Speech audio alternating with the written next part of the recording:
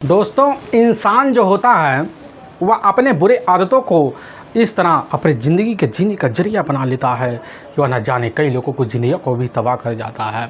आज की घटना में कुछ ऐसे होता है, लेकिन जिसका अंजाम होता है उसकी कोई कल्पना भी नहीं कर पाता है। आज की घटना में क्या था, आज की घटना में क्या हुआ, आज की घटना की आप पूरी तह तक सच्चाई जानने के लिए इस वीडियो को आप लास्ट तक ज़रूर देखिएगा। नमस्कार दोस्तों, मैं प्रदीप कुमार आपको इस टेढ़ी बात चल पे मैं स्वागत करता हूं।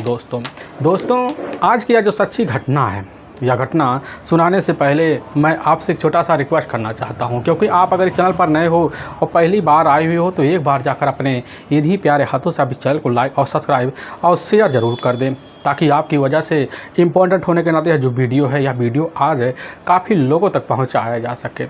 दोस्तों आज की यह जो सच्ची घटना है, यह घटना ठीक उत्तर प्रदेश में एक जाना माना ज़िला पड़ता है हथारस। उसी के अंतर्गत एक हथारस सिटी जाना माना पुलिस चौकी भी पड़ता है। मैं बात कर रहा हूँ, ठीक है, अब इधर 15 जनवरी का ही। अब वही जैसे ही सुबह का टाइम होता है तो इधर जो साईं धाम कॉलोनी होता है, जो मंडी का एक जाना माना मकान होता है, उसी के पीछे होता है। तो वहाँ जो होता है कुछ लोग अब टहलते हुए पीछे पहुँचते हैं तो देखते कि उसी झाड़ी में एक व्यक्ति पूरी तरह से अभी इधर खून से लथपथ और मृत अवस्था में पड़ा होता है। मुंह और हाथ दोनों गमछे से बंधे होते हैं। उसी वक्त इसकी जो सूचना होता है वहाँ के लोग अब थाना गेस्ट हाउस दे देते हैं। वहाँ के इंस्पेक्टर साहब थाना प्रभारी राजेश्वर त्यागी जैसी खबर पाते हैं तो अपने दल बल टीम को लेते हुए घटना पर जब पहुँचते देखते कि एक व्यक्ति जिसकी उम्र लगभग अब इधर 30 साल के आसपास ही होता है, उसका अपना हाथ और मुंह में गमछे से ढके और बंधे पड़े होते हैं। पुलिस टीम समझ जाती है जगन हत्या का अंजाम बहुत ही खतरनाक तरीके से करवाया गया है। आखिर जो है पुलिस के मन में यही सब वहीं घूम जाता है कि हत्यारा कौन हो सकता है, लेकिन पुलिस के सामने चैलेंज यही बन जाता है कि जब तक इस व्यक्ति का शिनाख्त नहीं हो पाएगा तब तक तो हत्यारे का कोई पहचान भी नहीं पाएगा। पुलिस की टीम उसी वक्त शिनाख्त के लिए काफ़ी कोशिश करती है, यहाँ तक कि उसकी जेब तलाशी भी लेती है। उसके जेब में एक सिर्फ चाबी निकलता है जिसका गुच्छा होता है और कुछ कागज़ होते हैं और एक पर्स होता है, लेकिन उस पर्स में अते पते नहीं होते हैं। पुलिस की टीम भी बड़ी हैरान रह जाती है कि आखिर जब इस व्यक्ति के अते पते नहीं मिलेंगे तो आखिर इसका शिनाख्त हम कैसे करेंगे। लेकिन पुलिस की टीम भी काफ़ी कोशिश करती, घंटों इंतजार करती है, लेकिन शिनाख्त के लिए वहाँ कोई आता नहीं। इसी वक्त पुलिस की टीम पंचनामा करती है और उठाकर अपने नज़दीकी जो राजकीय सरकारी अस्पताल होता है उसी में पोस्टमार्टम हाउस भिजवा देती है। लेकिन जब पोस्टमार्टम हाउस में इधर डॉक्टर ले जाने के लिए निकलते हैं तो उसी वक्त एक व्यक्ति वहाँ आकर खड़ा हो जाता है बॉडी के करीब और देखकर कहने लग जाता है कि अरे यह तो अलीगढ़ सियार माना जाए तरसारा पड़ता, वहीं का रहने वाला इधर सतेंद्र शर्मा है। और तुरंत जो होता है पुलिस को सूचना देता है। पुलिस की टीम जब सूचना पाती उसी वक्त है इसकी सूचना जो होता है अब तरसरा भिजवा दिया जाता है। और सतेंद्र के अपने बड़े भाई इधर सचिन और मुकेश जैसी खबर पाते हैं उसी वक्त इसकी जो खबर होता है अब जाकर सतेंद्र की पत्नी को देते हैं। पूरे परिवार वाले एक साथ मिलते अस्पताल जब पहुँचते देखते हैं बॉडी को, उसी वक्त शिनाख्त सतेंद्र शर्मा के रूप में कर लेते हैं। पुलिस की जो टीम होती है आखिर इस केस को तो तरीके से सुलझाने के लिए वहाँ पर खड़े जो लोग होते हैं अब जितेंद्र से पूछताछ करती है। और लेकिन जब जितेंद्र से पूछताछ किया जाता है तो जितेंद्र पुलिस के सामने यही कहने लग जाता है कि साहब हमारा जो भाई होता है ठीक इधर अब 17 जनवरी को ही अब शाम के टाइम में भाभी से यही बात बोल के निकला हुआ था कि हम जा रहे हैं इधर अश्विनी सूरी और साथ में जितेंद्र अग्निहोत्री से मुलाकात करने के लिए।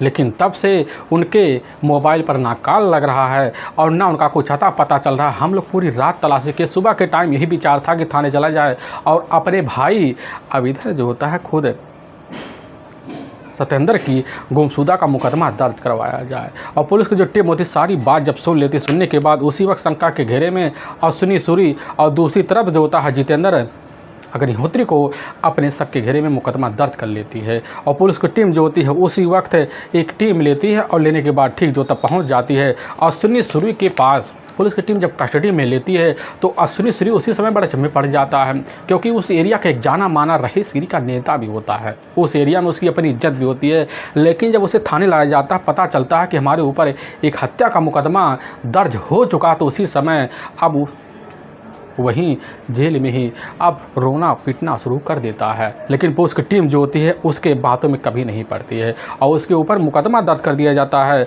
और ले जाकर ठीक जो होता है जेल में डाल भी दिया जाता है। लेकिन पुलिस की टीम जब इधर अश्विनी सूरी से पूछताछ करती है, अश्विनी यही कहने लग जाता कि साहब हमारा जो होता है इधर जितेंद्र अग्निहोत्री के बगल ही अपना फ्लैट है, उसी फ्लैट में हमारा खुद का एक बहुत ही बड़ा शोरूम है।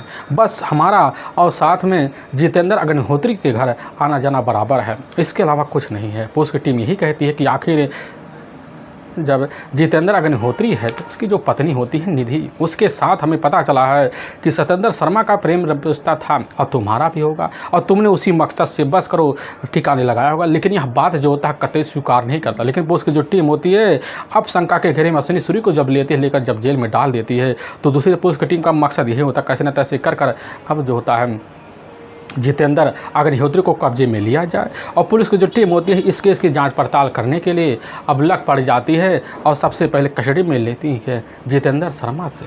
और जितेंद्र शर्मा से जब पूछताछ किया, जितेंद्र शर्मा पुलिस के सामने ही कहता है कि साहब हम तो गंगा स्नान करने के लिए अब गए हुए थे, इसके अलावा हमें कुछ नहीं पता है। लेकिन यह बात जो होता है पुलिस के मन में खटास भर देती है। सबसे पहले पुलिस की टीम अब इस चीज़ की जानकारी लेने की लग पड़ जाती है और तभी पड़ोसी से पूछताछ किया जाता, पता चलता कि निधि के अपने पिता अब संग्रेश होते हैं।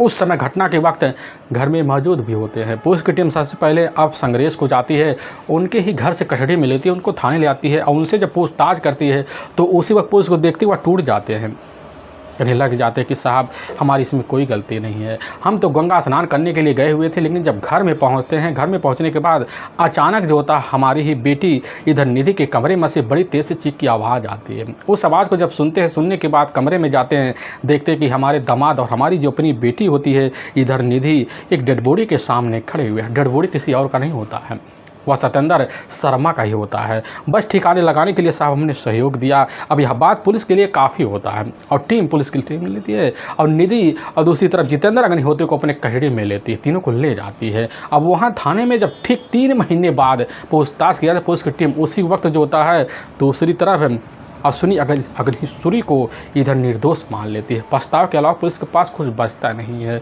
लेकिन सच्चाई जब 3 महीने बाद निकल के आता, जो कहानी आता है, इसे सुनकर हर किसी का कलेजा भी हिल सा जाता है। असल में हतारस जो ज़िला पड़ता है उसी इलाके में जटा डड़वा पड़ता है, वहीं के रहने वाले जितेंद्र अग्निहोत्री होते हैं। उनका अपना एक आलीशान मकान भी होता है जिसमें 3 फ्लोर होते हैं।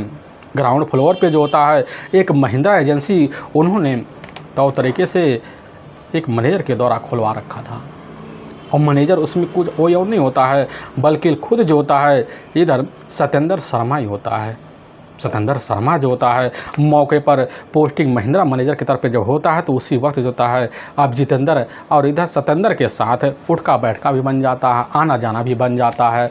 और सत्येंद्र ठहर रईस आदमी, उसके पहनावे हट्टे कट्टे जो होते हैं तौ तरीके से होते हैं और निधि जो होती है तौ तरीके से अपने घर में स्वागत करने में कोई कसर भी नहीं छोड़ा करती थी। तौ तरीके स्वागतपन देखकर इधर बड़ी जल्दी जो होता है सत्येंद्र शर्मा निधि का खूबसूरती का दीवाना होता है। भले ही निधि जो होती है टोटल एक बच्चे की माँ होती है, लेकिन निधि बड़ी जल्दी जो होता है सत्येंद्र के मन को भांप जाती है और इसी बीच सत्येंद्र को अपने घर में बेखूब आने का तरीके के ढूंढ के तरीका बतला देती है। अब जब भी मौका लगता निधि को सत्येंद्र के साथ मिलती और बाहर घूमने के लिए तौ तरीके से उसी के कार में और निकल जाया करती, तौ तरीके से शॉपिंग कराने के लिए सत्येंद्र कोई भी कमी नहीं छोड़ता था। सत्येंद्र भी ऑलरेडी शादीशुदा भी होता है, लेकिन इधर निधि के प्यार में इस तरह खो सा जाता है कि निधि बड़ी जल्दी अपने पति के सारे कर्मों और सारे धर्मों को नाते तोड़ते हुए इधर अब सत्येंद्र के साथ रमधम जाती है।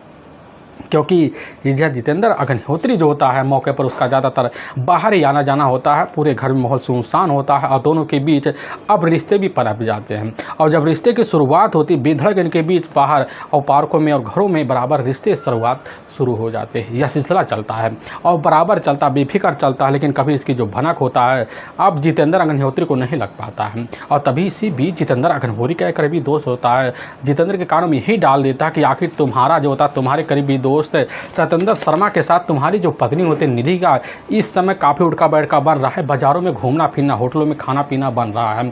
लेकिन जब इस तरह की बात जो होता है अब जितेंद्र सुनता है, सुनने के बाद अपनी पत्नी अब निधि से पूछता है।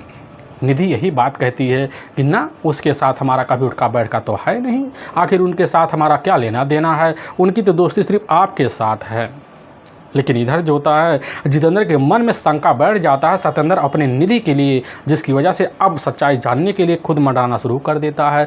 तभी एक दिन जैसे दोपहर का टाइम होता है तो बिना बताए अपने घर जितेंद्र अग्निहोत्री जब पहुंचता घर के अंदर जाता है तो देखता है कि जो सोफ़ा उसी सोफे पे जो होता है अब सत्येंद्र शर्मा बैठा हुआ है। सत्येंद्र को देख कर जितेंद्र यही बात कहता कि आखिर तुम्हारा यहाँ इस घर में आने का क्या मकसद हुआ भी हमारे पीठ पीछे। तभी उसी वक्त कह देता है कि हमसे आपसे मुलाकात ज़रूरी था, इसीलिए हम जो होता है आपके पास आए हुए थे। लेकिन यह बात जब सुनता है जितेंद्र कहने लग जाता कि ना, दोस्ती तक बाहर सीमित रखो, घर के अंदर कतई पैर मत बांधो।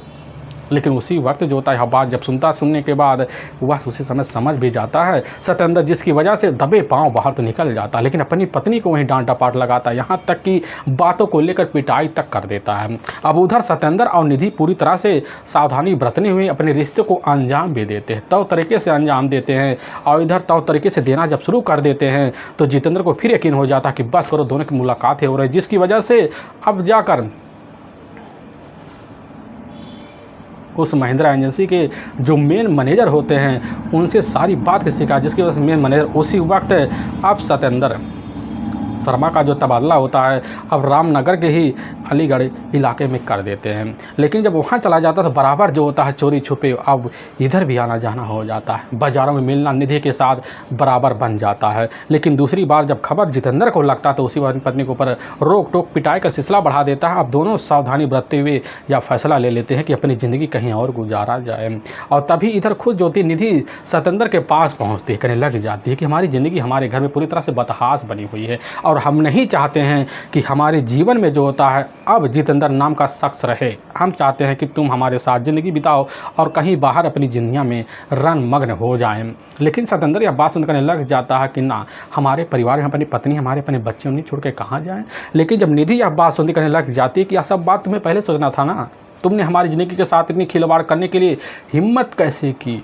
लेकिन यह बात जैसे ही अब सत्येंद्र कहने लग जाता है तुम्हारी भी गलती है, हमारी गलती सिर्फ नहीं है, तुम्हारी गलती पूरी तरह से है। और इसी बात को लेकर दोनों के बीच खटास होता है और वहीं से दूरी भी बन जाता है। और लेकिन जब दूरी बनता है तो दूसरे दिन जब मुलाकात करने के लिए सत्येंद्र पहुंचता है और निधि जो होती है अब रिश्ते बनाने के लिए अस्वीकार की स्थिति बना देती है, जिसके बाद सत्येंद्र अपने पास रखे हुए कुछ फ़ोटो मोबाइल निकालता है, निधि को दिखाता है और फिर जो होता है उसी से अब राह पर लाने के लिए प्लान बना लेता है। जिसके बाद इधर निधि पूरी तरह सत्येंद्र की बातों में आती है और फिर बल मिलने के शिकार हर बार होना शुरू हो जाता है।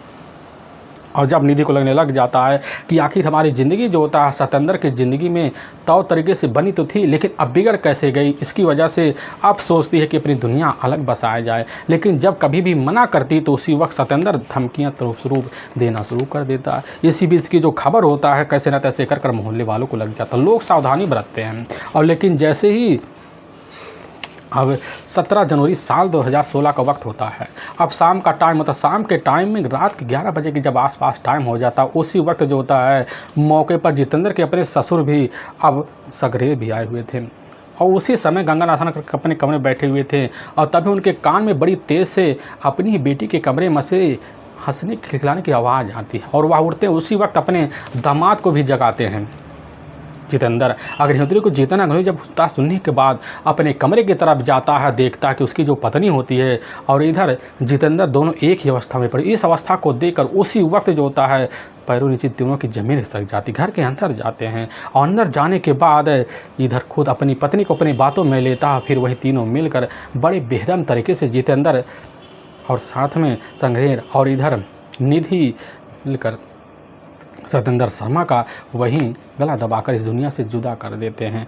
फिर बॉडी को लेने के बाद गमछे से ही हाथ मुंह और साथ में कई जगह रस्सियों की तरह बांध देते हैं। फिर एक बोरी लेते हैं, उसी में डंप करते हैं, फिर ले जाते हैं कार में शिफ्ट करते हैं।